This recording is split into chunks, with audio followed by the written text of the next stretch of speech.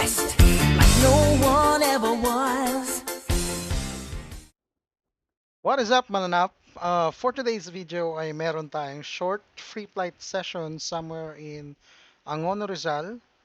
At syempre, bago natin umpisahan ay kailangan muna i-viewing ang ating mga alaga, lalo na si Chiwi, na first outdoor free flight niya today.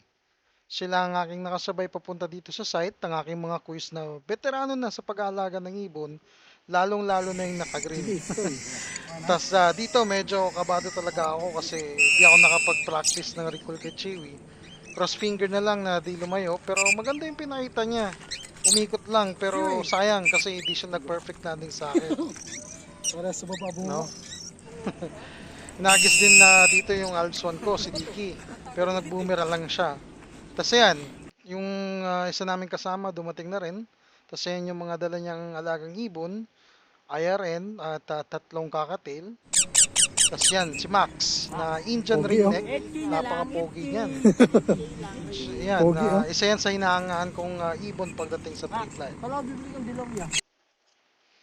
Tas yung tatlong sa gitna na perch, yung alaga ko, yung blue si Diggy, Jisoo yung puti, tapos yung normal si Chiwi.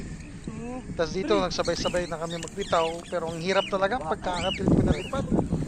Hira na kasi sila mag-flock, di tulad ng mga conure na sama-sama talaga lumipad.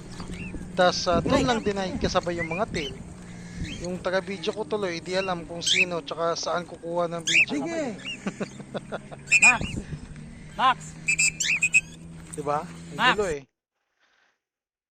Yan, si Max na idol ko. Makulit yan pero malupit. O, di ba? Stig.